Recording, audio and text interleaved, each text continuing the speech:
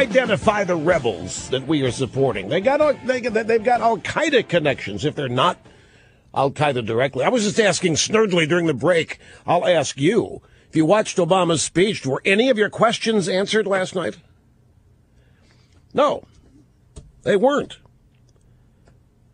I mean, the speech was supposed to explain why we are helping the rebels. It was pretty bizarre because he didn't mention the rebels. He didn't mention who they are. He didn't mention what we're doing to help them.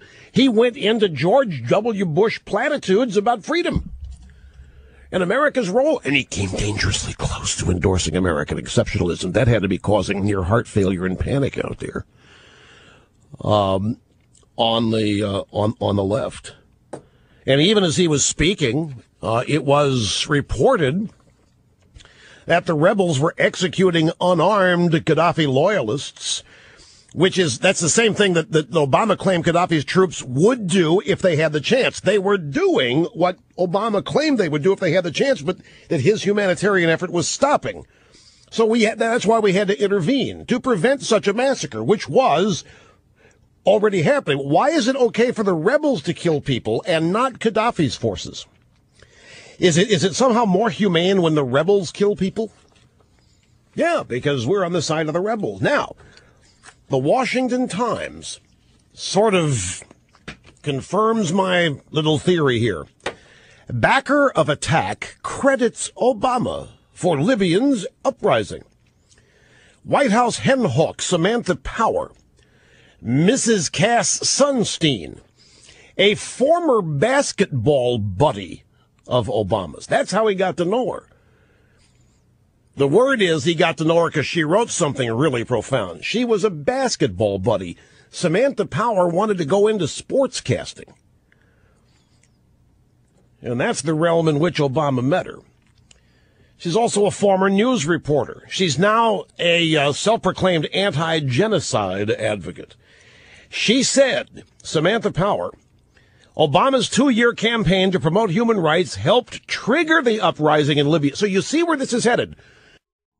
Obama gives his speech last night, 9 days late, gets the lay of the land, gives a domestic policy speech, makes it clear that the objective here is solely to get rid of Gaddafi, which at the White House they must think is a good bet. Don't doubt me. The White House has to be convinced that Gaddafi's gone somehow, some way, on his own in the next 2 weeks to a month. Then this morning, in the Washington Times, Samantha Power comes out and says that the Libyan uprising was because of the courage of Barack Obama. President Obama's 2-year campaign to promote human rights helped trigger the uprising in Libya. It wasn't Bush and Iraq. It wasn't Tunisia. It wasn't Egypt. It wasn't Clinton. It was Barack Obama. So the White House putting out the news that all of this in the region is happening because Obama has inspired it. That's another reason, Snurdly, that he won't talk about the rebels and who they are. Now, Samantha Power made a speech at Columbia University yesterday. She's identified as the director of multilateral affairs at the National Security Council.